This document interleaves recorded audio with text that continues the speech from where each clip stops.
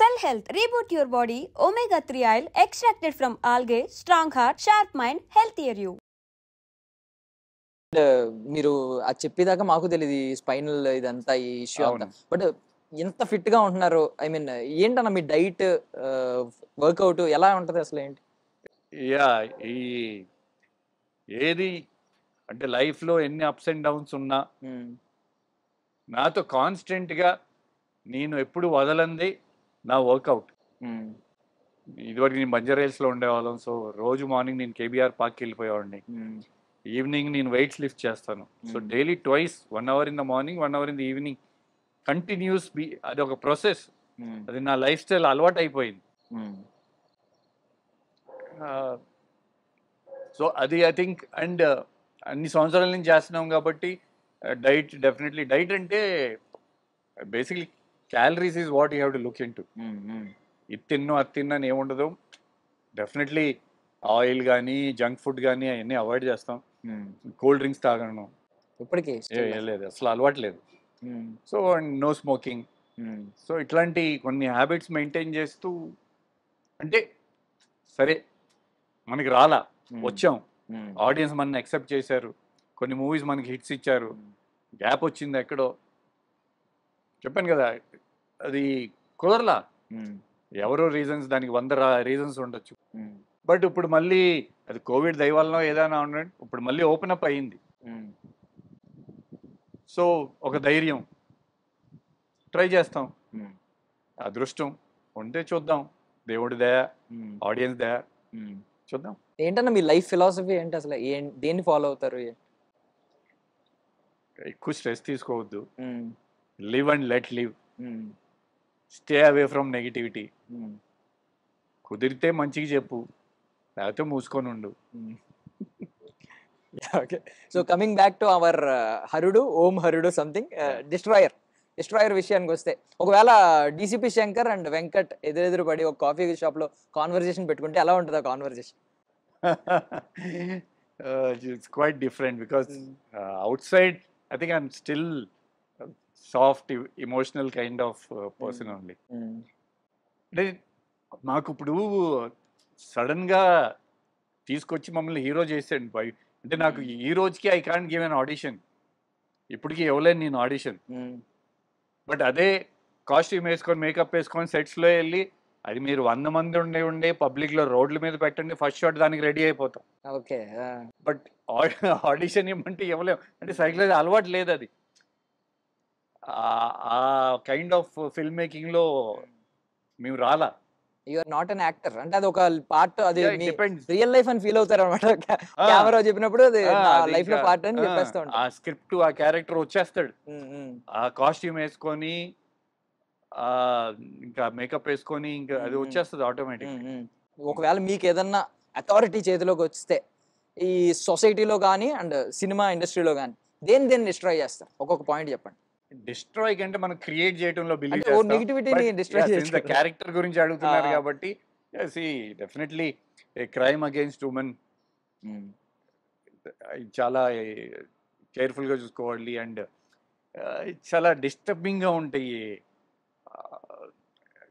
ఈ రేప్స్, ఇవన్నీ వింటా ఉంటాం కదా, పేపర్లో చదువుతాం. It's very disturbing. అది మిమ్మల్ని హాంట్ చేసిన ఇన్సిడెంట్ ఏదైనా ఉందా ఈ సొసైటీలో రీసెంట్ గా వచ్చిన వాటిలో? ఏదంటే ఈ 5 years లో చాలా ఇన్సిడెంట్స్ ఉంటాయి కదండి. అవి అంటే హౌ క్రూయల్. అండ్ ఈ మధ్యన మగవాళ్ళు అనుకుంటే ఈ మధ్యన లేడీస్ కూడా తయారయ్యారు. చంపి కుక్కర్లో ఉడకబెట్టడం టూ మచ్ అయిపోతుంది. అంటే వేర్ ద వరల్డ్ ఇస్, ఏంటి ఎటు వెళ్తున్నాం అనేది హద్దులు లేకుండా పోతుంది. సో అంటే అదే దానికి ప్రతిదానికి గవర్నమెంట్ బ్లేమ్ చేయటం కానీ, కంట్రీని బ్లేమ్ చేయటం కానీ కాకుండా ఎవ్రీబడి షుడ్ బి రెస్పాన్సిబుల్. ఒక ఇండివిజువల్ రెస్పాన్సిబిలిటీ తీసుకుంటే పాజిటివ్ చేంజ్ అనేది రావచ్చు. సో క్రైమ్ కంట్రోల్ అవ్వాలి. Film industry I feel film industry is the most organised sector in and unorganised, because discipline ఉంటుంది. పొద్దున్నే ప్రతి ఒక్కళ్ళు లైట్ బాయ్ నుంచి అందరూ 4 o'clock నుంచి మొదలుపెట్టి కాల్ టైం ఇచ్చారంటే 6:37 కల్లా ఆ డిసిప్లిన్ ఉంది మన తెలుగు ఇండస్ట్రీలో. సినిమాలు ఫాస్ట్గా కంప్లీట్ చేస్తాం. సో చాలా మంచి మన తెలుగు ఇండస్ట్రీ అండ్ నాకు గుర్తించిన industry. So very happy to be part of this industry. And దీన్ని మనం ఇంకా ఉన్నంత స్థాయికి తీసుకెళ్ళాలి. ఇది చెప్పాను కదా ఇందాక, theatre experience is what every hero wants, every actor wants. So దాన్ని సర్వైవ్ అయ్యేటట్టు అందరూ దాని గురించి ఆలోచించి ఆ చిన్న సినిమా నిర్మాతలకు కూడా రిటర్న్స్ వచ్చేటట్టు దారి చూపిస్తే ఉన్న పెద్దవాళ్ళందరూ బాగుంటుంది, అందరూ సర్వైవ్ అవుతాం. సో ఇందాక నుంచి ఫస్ట్ నుంచి ఇప్పుడు అందరూ అనుకున్నదే, మీరు అసలు విజిబిలిటీలో ఇప్పటిదాకా అసలు మీ ప్రైవేట్ లైఫ్ అనేది అసలు పబ్లిక్లో అసలు ఎక్కడ కనిపించదో తెలియదు, ఏమీ తెలియదు ఇప్పటిదాకా. ఈవెన్ చాట్ జీపీటీ కూడా ఎన్నిసార్లు అడిగినా చెప్పట్లేదు నాకు ఏంటి మ్యారేజ్ గురించి ఏంటని అడిగితే. Present I'm single. ఎందుకు ఇంతకు మించి నేనేం చెప్పను. ఇంతకు మించి ఏం చెప్పరా? అంతే. You'll get to know in me some time. Okay okay okay. Even chat జీపీటీని అడిగాను, జెమినీని అడిగాను, ఎవరు కూడా మాకేం తెలియదు. సింగిల్ అని చెప్తున్నా. అదే మాకు కూడా తెలియదు అని చెప్తున్నారు. ఏంటి ఆయన రిలేషన్షిప్ స్టేటస్ ఏంటి, అట్లీస్ట్ ఎక్కడైనా ఏమన్నా దొరికారా అని చెప్తే ఎక్కడ దొరకలేదని చెప్తున్నారు. అవసరమైనప్పుడు రివీల్ చేద్దాం. అవసరమైనప్పుడు. So okay, in future cop versus gangster రెండు కనిపిస్తున్నాయి కాబట్టి ఎక్కువ ఏది వచ్చేది ఛాన్స్ ఉంది? ఐ థింక్ నేను రెండిట్లకి సూట్ అవుతాను. అండ్ స్క్రీన్ మీద చూసిన డైరెక్టర్స్ కానీ, అంటే చాలా మందికి ఇప్పుడు నేను ఉన్నానని కూడా తెలియదు. ఈ సినిమాలు రిలీజ్ అయ్యి పబ్లిసిటీ స్టార్ట్ అయితే ఐ థింక్ బెటర్ ఆపర్చునిటీస్ వస్తాయని. అంటే ఇంతకు ముందులాగా ఇప్పుడు నేను వేరే వాళ్ళు ఆపర్చునిటీస్ కోసం వెయిట్ చేయట్లా, మాదే ప్రొడక్షన్ పెట్టేసుకొని మేమే చేసేస్తాం. ఇది డెఫినెట్లీ ఇప్పుడు హరుడ్లో నేను పోలీస్ ఆఫీసర్ చేస్తున్నా,